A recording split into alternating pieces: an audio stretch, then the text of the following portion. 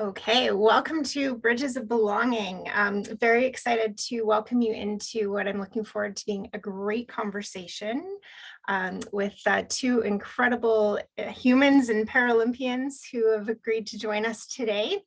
So I'll introduce both Nate Riech and Tara Llanes in just a moment. I want to begin our day by acknowledging the territories that I'm coming to you from today, which are those of the Coast Salish people. And I've been grateful to be an uninvited guest here on Wasanich, Songhees, and Esquimalt territories over the last 25 years, and grew up as an uninvited guest on Tanaha territory in the East Kootenay. And my learning and unlearning around those territories and their histories continues each and every day. And I'm really grateful to live in such a beautiful place and get that opportunity to learn from the incredible people that live, work, and play here. So I want to also begin with a reading, as we often do. And so our reading today comes from the book Embers by Richard Wagonese. And those of you that follow Bridges of Belonging will know that this is one that I often read from because I just really appreciate how he puts words into our lives. So here we go. I'm not here in this life to be well-balanced or admired. I'm here to be an oddball, eccentric, different, wildly imaginative, creative, daring, curious, inventive, and even a tad strange at times. I'm here to pray and chant and meditate and sing and find creator in a blues riff, a sunrise, a touch, or the laughter of children. I'm here to discover me in all of that. I'm here to add clunky, chunky, and funky bits of me to the swirl and swagger and churn of life and living. It demands I be authentic. So when you look out in the world, that's me dancing in the fields. So today I look forward to both Nate and Tara sharing their dancing in the fields with us and their journeys that have gotten them to where they're at today. So I'll begin with introducing Nate and then Tara, and then we'll maybe turn it over to Nate to get us started. So Nate grew up surrounded by high performance sport and knew early that he wanted to follow in his family's footsteps, but in his own unique way. And in 2005, he was out on a golf excursion and got hit in the head with a golf ball and has had quite the journey since, which most recently led to a gold medal at the Tokyo Paralympic Games. And super excited to hear about that journey and how you got there, Nate, and what that's meant for you over the last few weeks, which I'm sure have been a bit of a whirlwind as well. Tara has helped Canada win a gold medal at the Pan American Games in Lima, which earned them a berth for wheelchair basketball in Tokyo this past September. Tara has had an extensive wheelchair basketball career, as well as owning her own business. And she will take us on a bit of an adventure about what that means, and also share a little bit about her history as a mountain biker and how that led to her transition to wheelchair basketball through her injury. So I look forward to learning more about each of you. I have followed you both for a long time and just big fans of the work that each of you do and the contributions you bring to our world. So Nate, I'm going to turn it over to you to invite you in to share a little bit more about your story and your journey. Yeah, I think understanding kind of, where I come from is kind of, I feel like, a good place to start. I grew up, like you said, in a very competitive environment, and I think it's really cool to grow up in that environment, but if you don't learn from those experiences, then it's not too great. And for me, like the lesson of resilience I learned from my mother. She had me in 1995, and she worked so hard. 5 years later, she became Canadian record holder in the pole vault and Canadian champion at the Olympic trials in 2000. And that was something that I've always carried with me, how hard she worked. And and I had, such an amazing life growing up with my folks. And, one day, like you said, got in head with a golf ball, and it's weird. One day I'm striking out 15 batters, and the next day I'm fighting for my life. And it was the toughest time in my life by far, but also the most rewarding part of my life. Hearing from the doctor saying you'll never walk without a limp and competitive sports are not in your future and not graduate high school and don't even think of those things. That was really tough to hear, but anyone who knows me well knows how fiery I am. And so, for me, I was like, well, if you say I can't walk, well, why don't I run?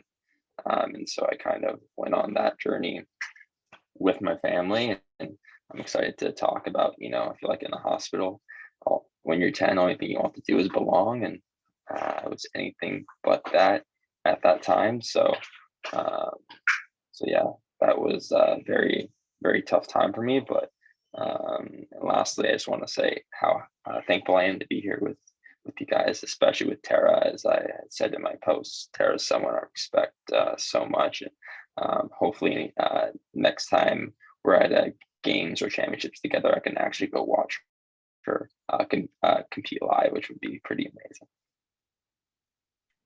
Awesome. Thanks for kicking us off with that, Nate. And I'll acknowledge that Nate is making this happen from an airport lounge, and Tara's on vacation at a ranch. So we're kind of all over the place today, but just really appreciate you both being here.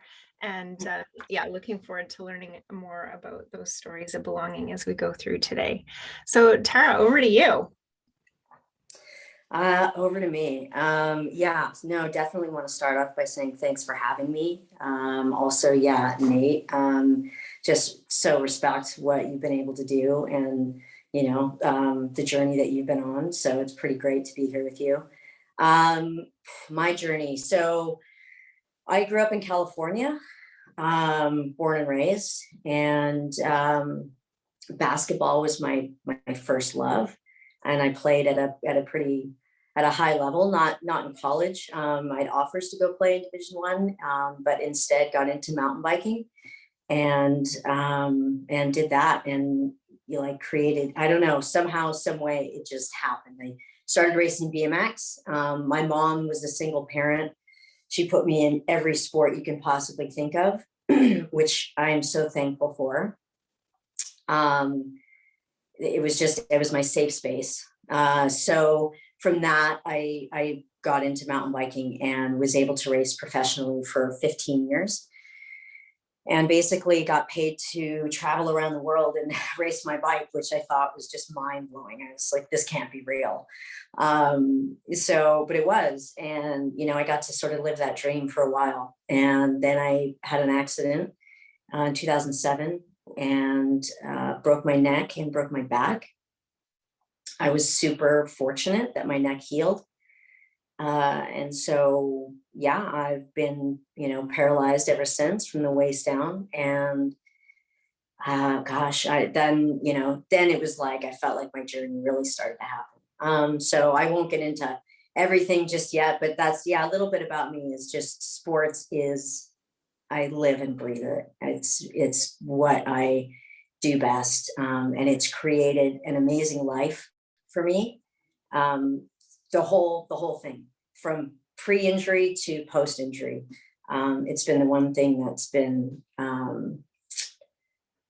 my thing. So I'll leave it at that. I'm going to stay with you on that, Tara. Tell us a little bit about my thing. Like, what does that mean? What does that look like and feel like for you each day? I think for me, it's just, it's my comfort zone. It's what I love to train. I love to push myself. I love to have goals and to know that I feel confident in saying that I have the grit and the tenacity to do that, to grind, to get up and grind every day. I love it. Like I thrive on it. So if you put that in front of me, I can guarantee you that I'm going to do everything that I can possibly do to get there.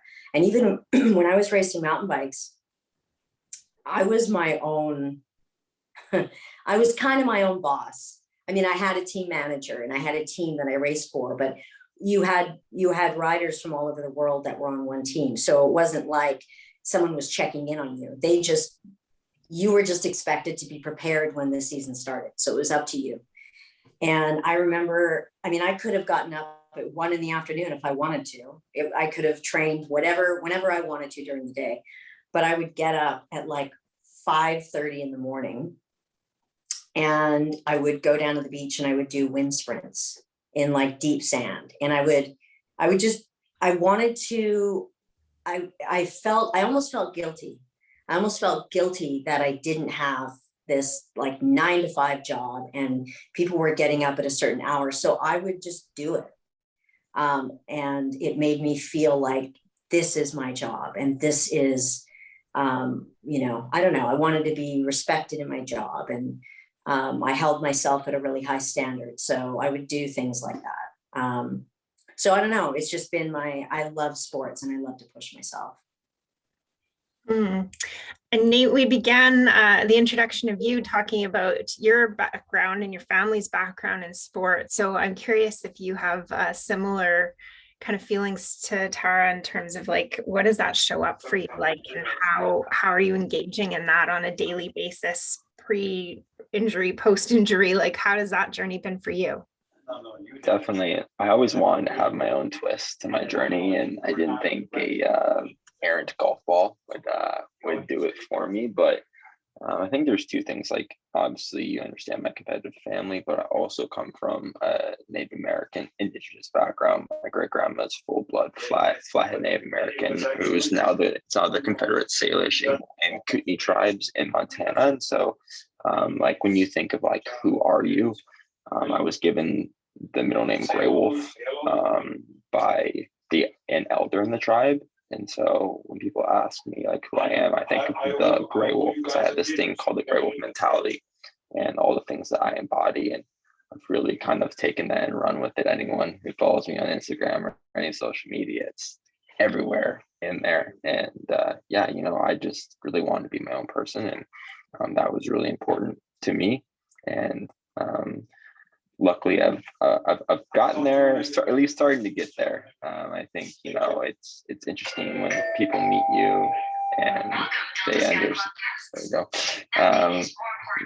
they understand that I am Arden's son and Todd's son, but at the end of the day, I am my own person. And it's been pretty cool to find the Paralympic world because I always kind of moved different, looked different. Someone had to tie my shoes when I was 10 and 11 years old, and that set me up for. I don't like to use the word bullying because, but a lot of times it being made fun of for that and stuttering really bad and dropping my tray at lunch every day because my right side of my body didn't work. So that was like tough times, but I think part of my growth mentality is like failure and coming back from that.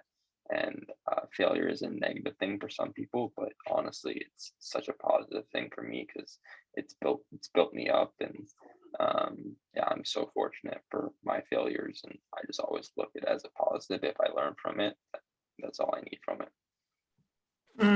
Yeah, thanks for that. And a beautiful approach to failure being such an opportunity for growth and learning, and a lesson that probably many of us struggle with on an ongoing basis, given sort of the ways society sets us up to think about failure. And yet you're right, it's the richest opportunities for us to learn and grow. So Nate, let's stay with you because you kind of started into a bit of sort of that not belonging side of your story. So why don't you tell us a little bit about what your journeys of not belonging has looked and felt like for you?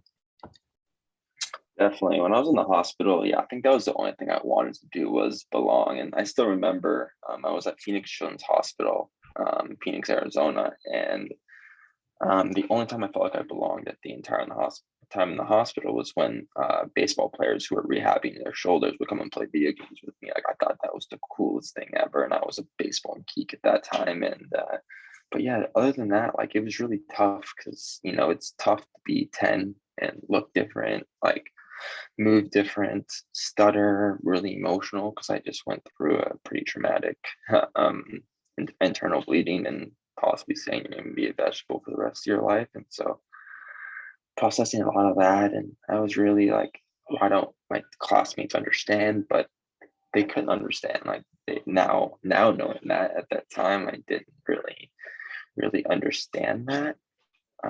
But yeah, I think my mom did such a good job. I think after injuries, some parents, coddle their kids, which is totally fair, and some throw them out in the fire. And my mom definitely threw me out in the fire. Like, I was very nervous to order food in front of people. And so whenever we called like the restaurant to make a reservation, I'm the one who had to call, and she really pushed me in that way because she knew I had she thought a very fun personality, and she was concerned because I wouldn't talk in class, I wouldn't say one word. So she was worried that I would never like show that side. And so yeah, that was definitely a tough time in my life, and but once again, I'm really thankful for those moments. And to belong, you first have to not belong to something, for me, and I think, or at least you appreciate it more. And so that was something that was really important to me. And it's just part of my story. Yeah, absolutely. And we'll come back to your belonging story in a few minutes, but I want to turn it to Tara first to tell us a little bit about your not belongings journeys. I was really thinking about this. There's definitely been times throughout my life where I didn't feel that I belonged. But I don't know that it necessarily pertains to sports. I think that's kind of the opposite for me. I think I know that there was definitely a time in my life where, because I'm gay, I didn't feel like I belonged. I think it was such a societal thing that I didn't know. I just really felt like my friends and my family weren't going to accept me, and it scared me. And also my community within racing. They were a big part of my family. I spent 7-8 months with them out of the year, traveling to different races, and they were very much my family too. So to just knowing what people are thinking, what people were going to think, and that I wasn't going to be accepted, it was a lot of turmoil for me for a lot of years. I knew who I was, but never felt really comfortable with being 100% who I was. And so, yeah, it took me a long time. And I think it sort of just came out bit by bit. And come to find out, when I did start to tell people, pretty much everyone that I told in my race community were like, yeah, we knew.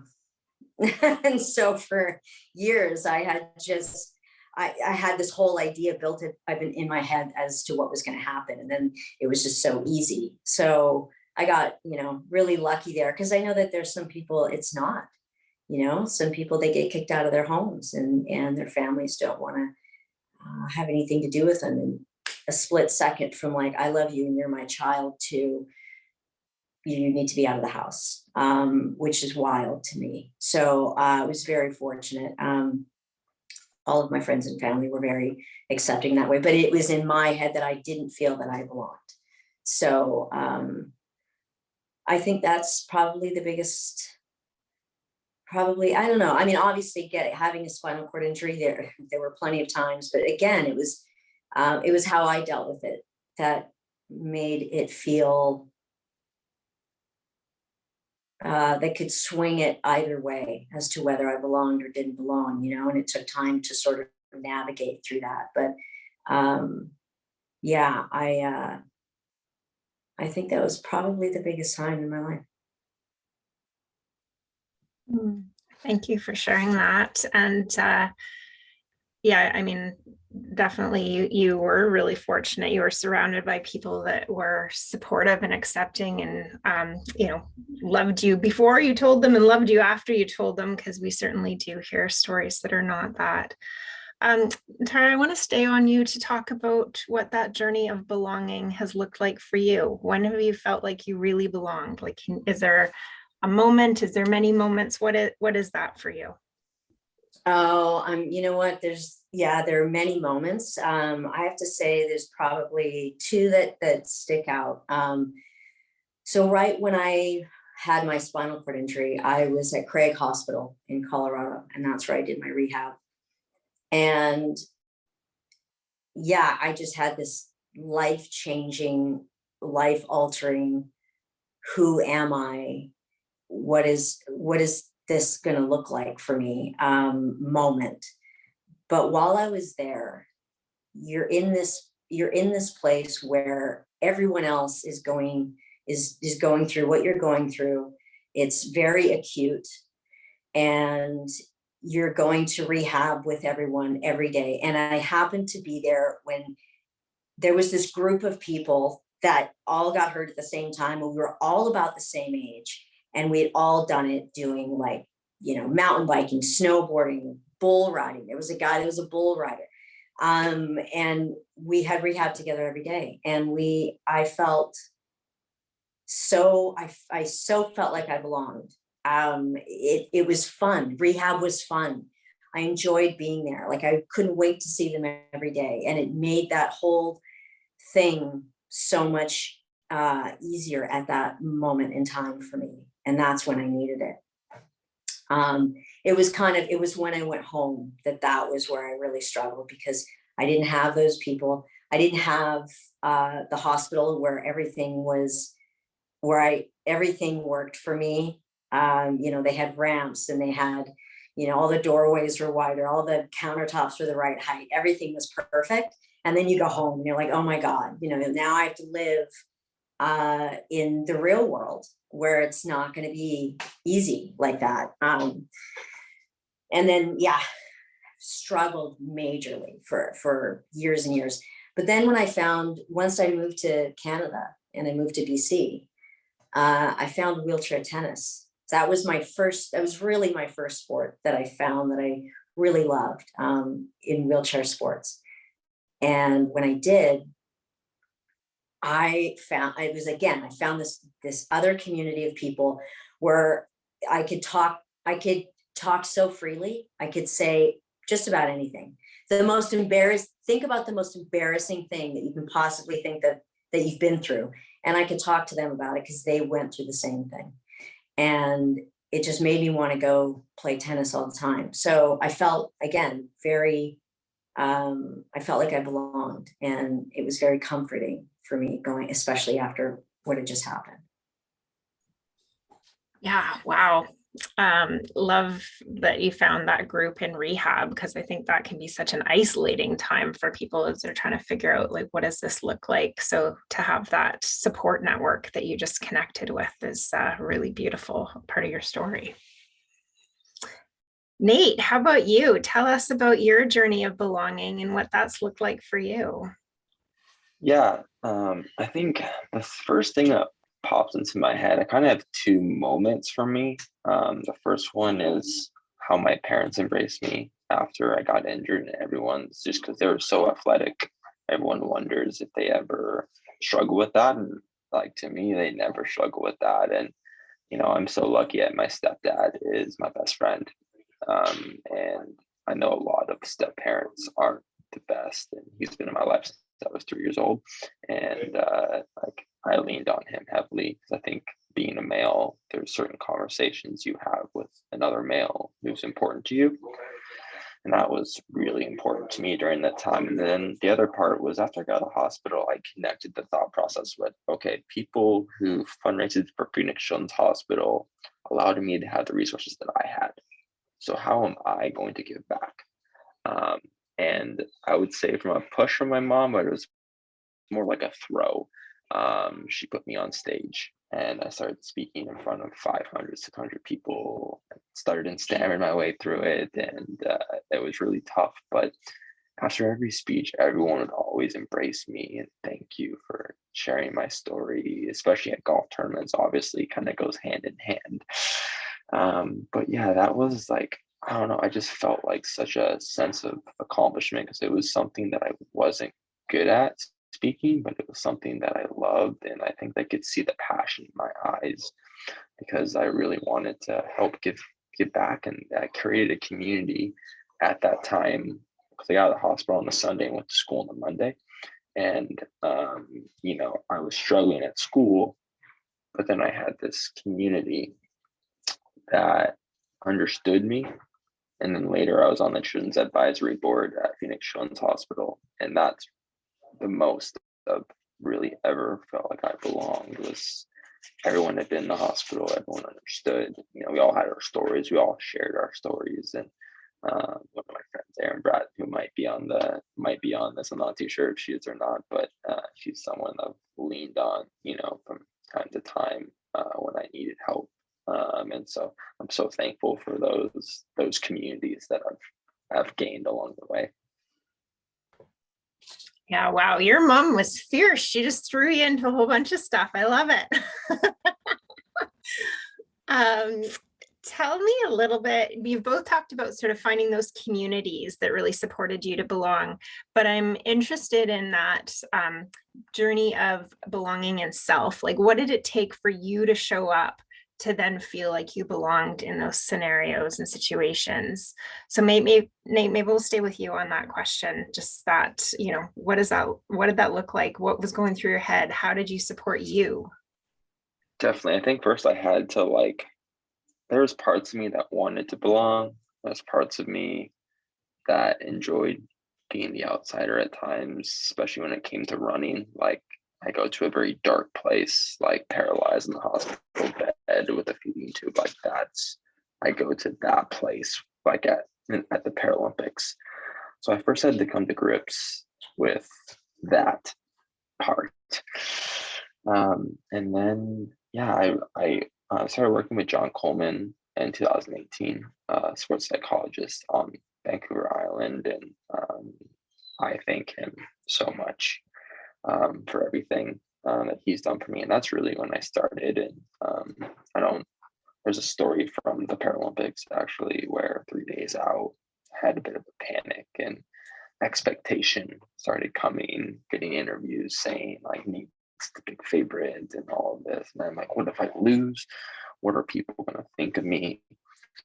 And so I had this call with John and I just cried my eyes out like I've never cried before. And we came up with this, let's make that 10-year-old kid in the hospital bed proud. Like, that's your goal. You can focus on that. You can control that. And that's what we really focused on, was making him proud. And I think that's why I got so emotional after the race, thinking that door had closed for sport for me. Like, part of me thought that door might have closed, and thinking wow, I just was in Tokyo, won gold.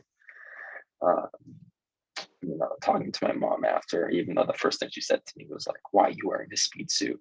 But after we got past that part, just her telling me how proud she is of me, and saying that, yeah, people thought you came on the kind of scope in 2018, but when you learned how to walk again, that was when your journey started. And so that's kind of the process. Oh, that's beautiful.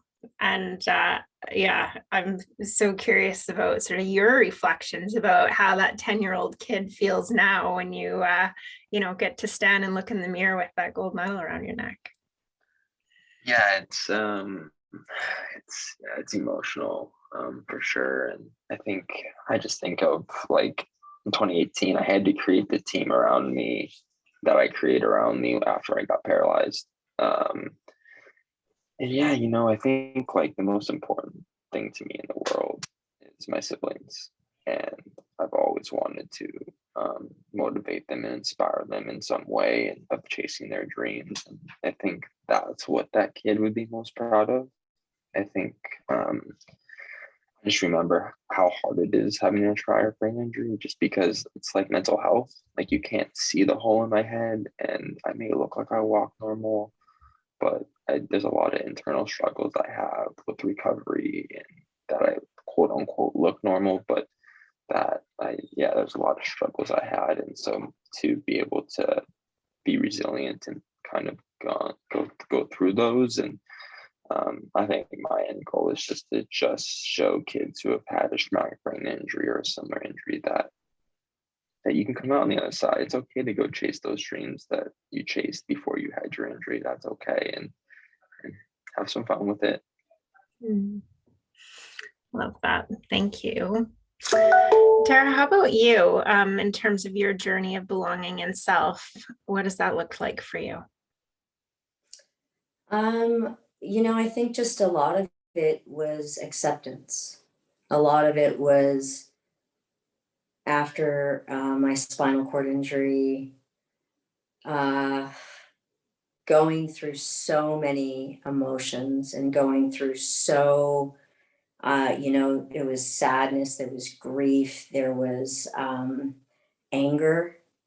I had a lot of anger around it. I felt like I had this amazing life that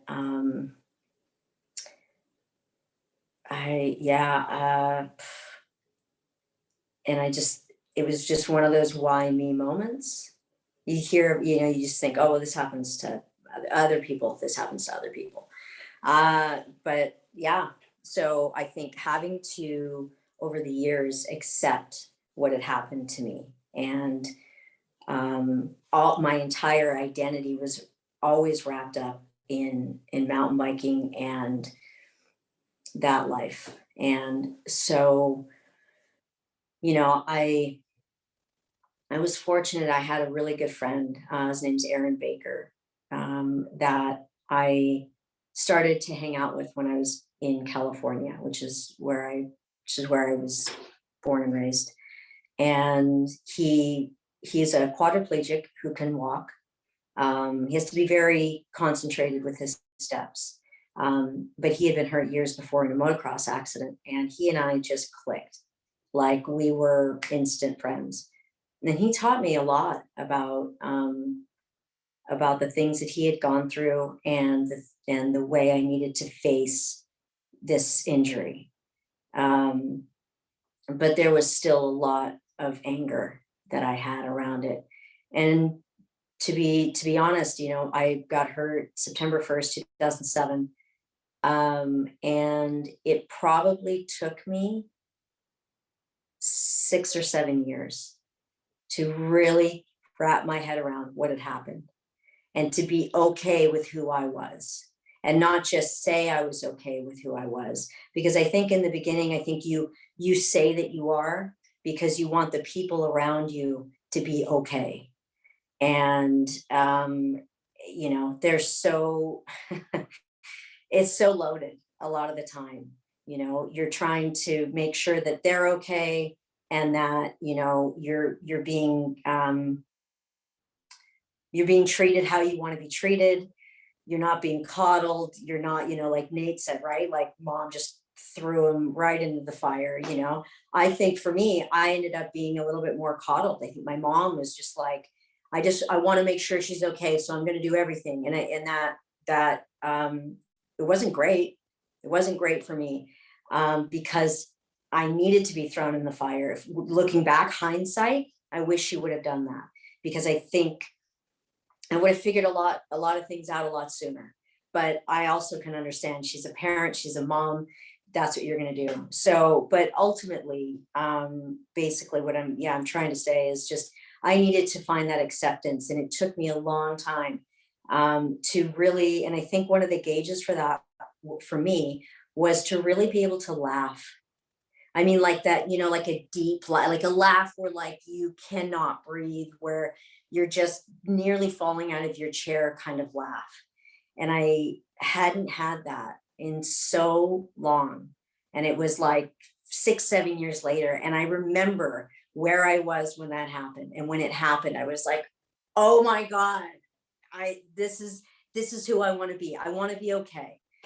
And and then I had just a really amazing community in BC, through BC Wheelchair Sports, BC Wheelchair Basketball, that have just made my life like so much more full. So it was just about acceptance. Just about acceptance. Probably one of the hardest things in our lives to do is just to accept ourselves, right? And then Yeah, and such a rich part of our journey. Thank you for such vulnerable shares from both of you on what that's looked like, because these are hard topics to dig into ourselves. We get to kind of gloss over them a lot of the time. So I appreciate you both surfacing and sharing, and yeah, just really empathize on sort of how this journey's played out for each of you. I also reflect on parents and sort of that role and the impossibilities of doing the right thing. I talk about parent fails all the time with my daughter, and I'm like, you know, there's no script for any of this. You're just trying to figure it out. So you've both just come back from Tokyo. The Paralympics have been part of both of your journeys in various different ways, and it was an extra year journey to even get to Tokyo this year. So tell us a little bit about how the Paralympics have played into your journeys of belonging, maybe not belonging. What does that look like for each of you?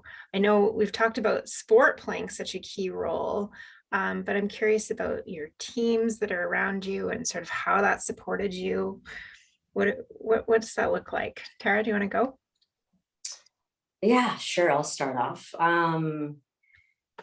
It's this question, you know, I've really been thinking about this, and it's somewhat of a loaded question. I think just because of the timing and where we are today. But I think first I'll start with just the journey to get there. I'm gonna guess that Nate and my journeys have been similar in that, you know, you've been working towards something and you have a goal of reaching, you know, the Paralympics, which is, you know, I think it's fair to say you know, that's the top of the game, right? That's where you want to be if you want to compete at the highest level with the best teams and all of that. And so, you know, you train and you get up and you grind every day with that goal of course, everybody wants to, first you want to get there. Then when you qualify, you want the gold medal, you know, then, you know, for me, you know, we had this survey with our mental performance coach at the beginning of the year. And for me, it's, and I think partially it probably has a little bit to do with my age compared to the rest of my team. And, you know, for me, it's about the journey to get there. It's about, you know, you can get there. There's only one team that can win. So, you know, obviously everybody wants it to be them, but if and when it's not, you know, you want to have all of these other moments that, you know, these are the ones that matter. Like I remember the laughing with them and the doing ridiculous things with them and the hardships with them and all of those things. And those are the moments that really stick with me. So yeah, that's, I mean, just to get there, that was, you know, my journey. And, you know, having to train at home. Yeah, I play a team sport, having to be in BC by myself at first, just at home during the pandemic. And then once I was able to get back on court, that was great. But again, I was by myself. So, you know, that's tough in a team sport because you're trying to, when you're not around your teammates, when you're on court, you want to be able to know what they're thinking without them having to say anything. You want to have that connection with them. And so when you're not around them and you don't have that connection, you know, I think it was nerve-wracking for most of us to not know how we were going to be when we got back on court. Turns out within 2 weeks, I think we were good. But, you know, it was a lot of nerve-wracking things. I think your question was sort of a two-parter question. And maybe the other part was how we belong, how we feel. Repeat the question. I'm sorry. Well, that's okay. Yeah, I think you've done a good job answering what I asked. Yeah, it was around sort of, you've come back from Tokyo. It was a long journey to get there, an extra long journey because of the delay. What does that Paralympic experience essentially mean to you? And where are those places of belonging or not belonging within that? Right. So I know that this may be, I don't know, maybe not where you probably see this going, but, and I'll try to keep this definitely short. I know we only have so much time, but but I think it's important. when it comes to belonging, our sport, wheelchair basketball, to me is one of the most inclusive, if not the most inclusive sport within the Paralympic realm, because we allow minimally disabled players to play, which opens up our sport to so many other players, and it creates a bigger net for people to play our sport. It raises the level of the game, and it's fair because you are classified based on your disability. So you get a number. I'm a class 1.5. It starts at a 1.0. That's as low as you get. When you play an international play, you get 14 points on the court, which means that you have to play every level of classification. So I don't lose it. I don't lose my job because a minimally disabled player is playing.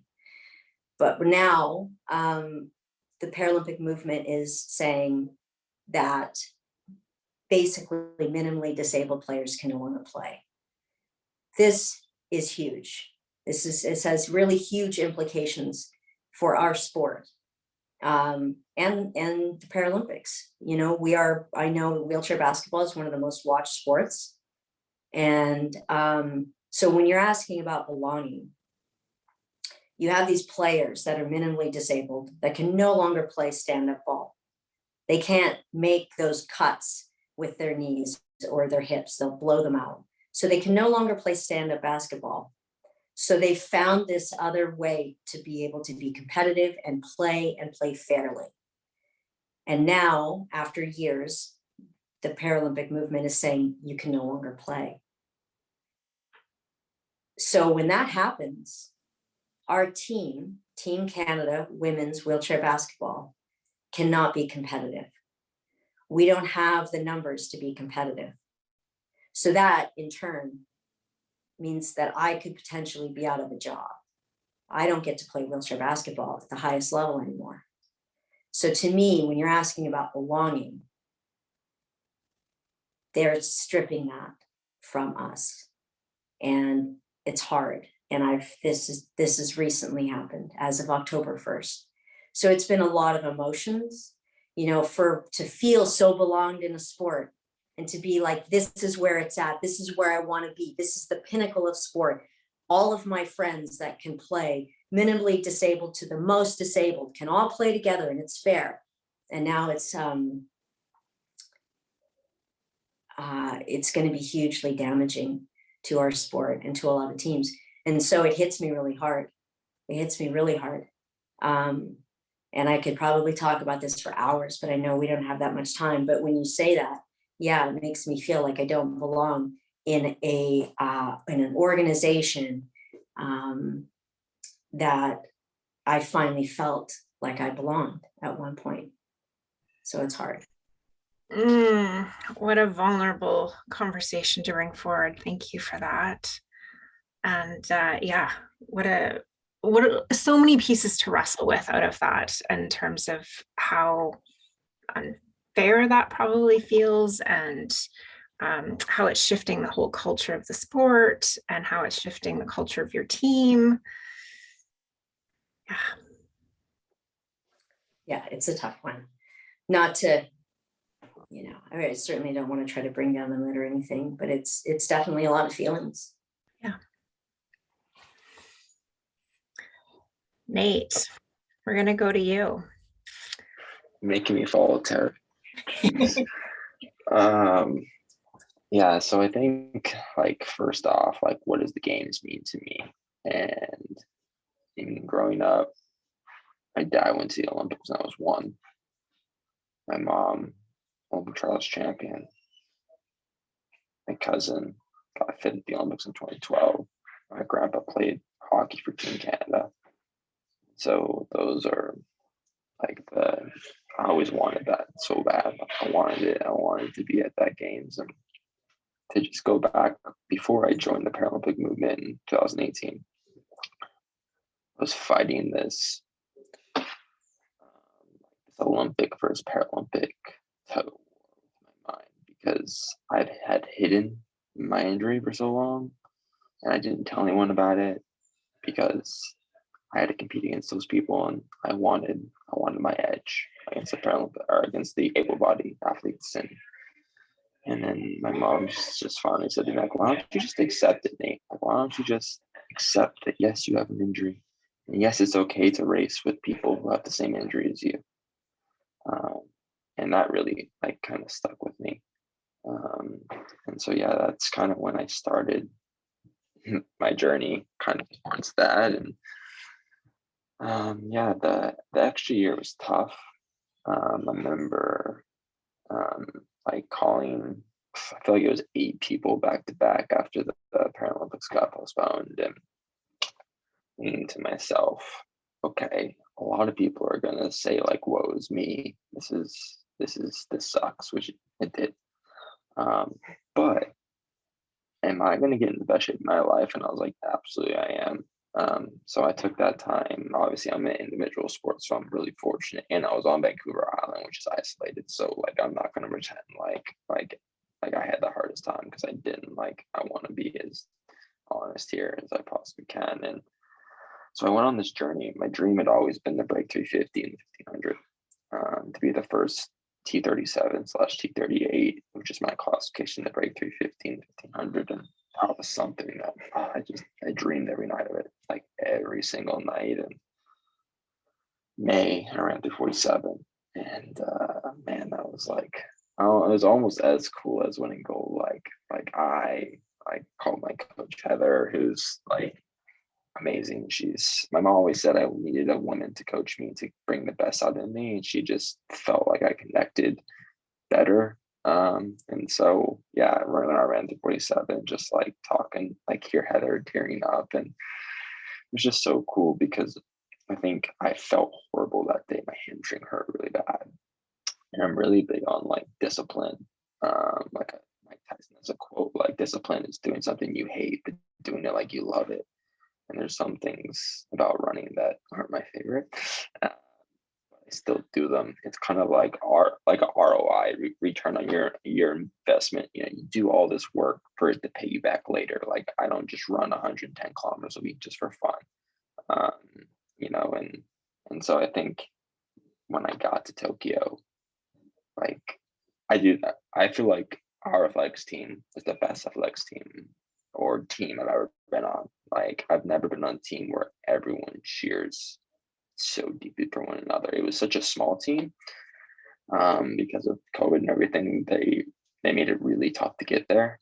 But that was like one thing that we all talked about after we were leaving on the bus, being like, I've never felt so connected with teammates. I remember when Marissa Paps won her bronze medal, like, I was celebrating like I just won a bronze medal. I was like running in the village with my hands up in the air, like fist bumping one of my best friends, Tom Normandeau, and like we were so stoked about it. And I mean, I think looking back on that, I think that's why I did so well, was because I could go to those people, and Tom kept me sane with our Mario Kart games and our Monopoly deal games, where I'm yelling at him because he keeps beating me and he's getting me super frustrated. And I think what I take from Tokyo, and I don't know if this has been tough for Tara too, but I've always struggled like celebrating when I do something, like when I accomplish a goal. And that's something that my parents have really, and teammates and coaches have really tried to help me understand, is like, after I won Tokyo, I just want to get back to work. Like, let's get back to work. Let's, I need to go repeat. But at the end of the day, like, you need to enjoy this life, because tomorrow's not promised. And for me, it was really important to celebrate with my family and have those moments. And I feel like they keep celebrating me, and I'm like, stop. Like, but my mom's like, you have to understand, like, this is a once in a lifetime thing that you accomplished. Like, you are the fastest person ever with your classification, with your disability. Like, that's something to be proud of. Don't brush that off. She's like, I know we taught you to be resilient and to go after things you want, but let's take a little break here and just kind of enjoy it. And that's something that I struggle with, that I think other athletes struggle with as well. But it's something that even 16 years in the track and field, I feel like I'm learning something every day. So yeah, that's kind of my thoughts on that. Thanks for that. And yeah, I mean, I hope you have taken some time to just really appreciate that, your accomplishments, and, you know, also to build up, okay, so what do I do next? Because it's such an incredible opportunity in front of you, but you've just done so much. So we do have to take those times to reflect and honor that. So my final question as we kind of head into wrapping up for each of you is, what do you think we need to do to really plan to support cultures of belonging in our sports system? And, you know, both of you have had extensive sport careers in throughout your lifespan, whatever that length is so far. And you've explained to us today some of those times when that's really worked for you and some of those times when it's been more challenging. So walk us through, like, what do we need to do? How do we plan to create more inclusion and belonging within our system with where we're at right now? So Nate, maybe we'll lead with you. Just happy to make me go after Tara again. I know, I was trying to switch it up. making me have all the feelings, and then I'm supposed to, judge. But yeah, for me, I believe it all starts at the grassroots level. And like for me, like it's still weird to me when like we're recruiting athletes to come to the hub, the West Hub in Victoria, and like it's still weird when people are like, I can't believe like you'll take the time to talk to me, like you just won't go. I was like, that is like the dumbest thing I've ever heard in my life. Like I love talking to kids who are just beginning in it, because I think it brings me back to like I saw the Paralympics. I saw Brent Lakatos crushing everyone, but I didn't realize how I would get there. And not everyone has a bajillion athletes in their family like I do. And I think I'm, on the fortunate side there. And so, number one, I hope we can create grassroots programs all the way up to high performance to the Paralympics. That's one thing I really hope. Number two is education. I didn't know there was a classification for me until 2018. And that's something I wish I would have understood earlier. As well as like, gosh, I wish my coach Heather could like give a seminar on just like the positive, healthy environment. The environment that she creates is safe in the sense, like safe for everyone, but safe in the sense to fail. And I think that's so important. Like you have to be allowed to fail, and she coaches every athlete differently. Like she knows I love to have things that suck. Like I have to have a workout that sucks every week because I like the grind and things like that. And so I think having coaches that don't have this word doc of this formula of, oh, and we're just going to do this for an athlete.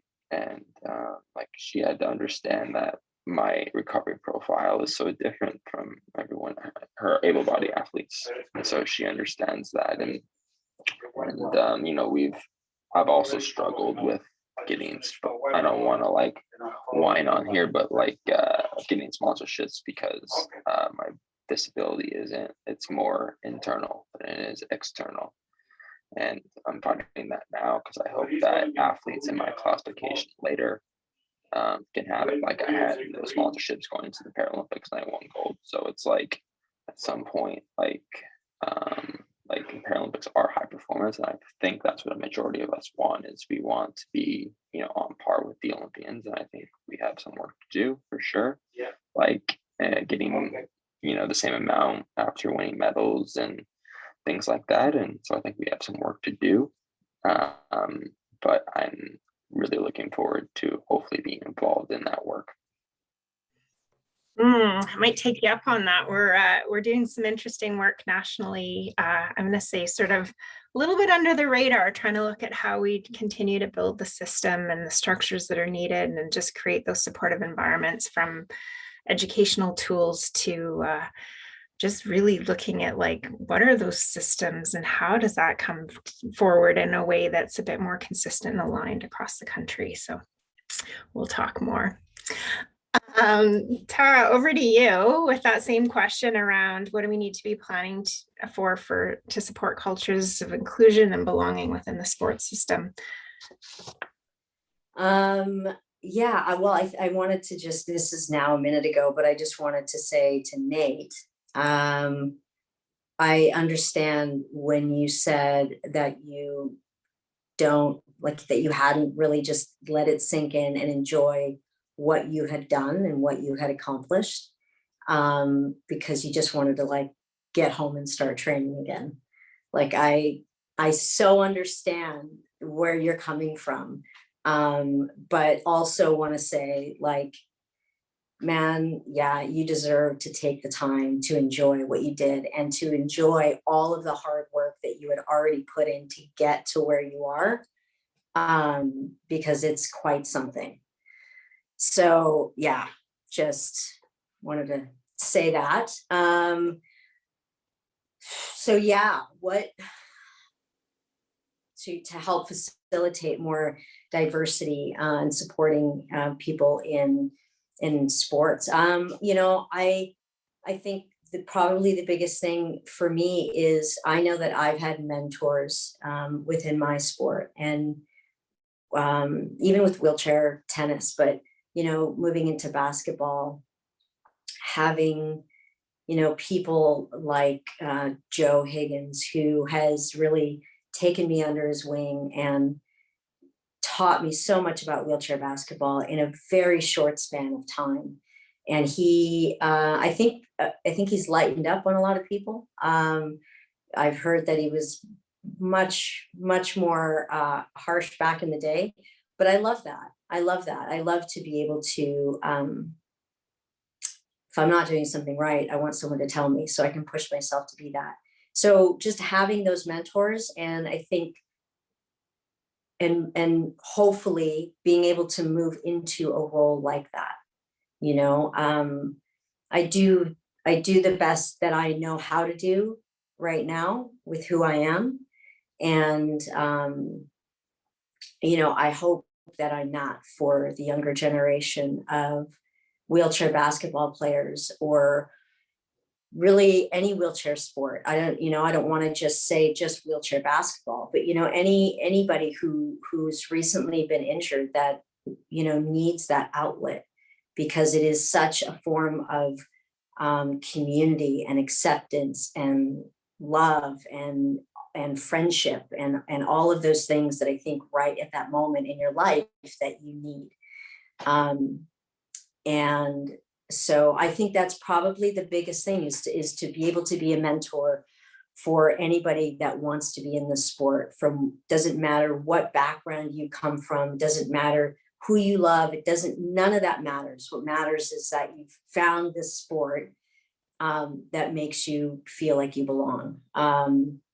But also I really appreciated something that Nate said about failing, about, you know, it's okay to fail, and, you know, to have that in this sort of realm, and, you know, let people know that too, because I think it's an important part of our lives, and resiliency, and how you fight to come back, and you learn things about yourself through that.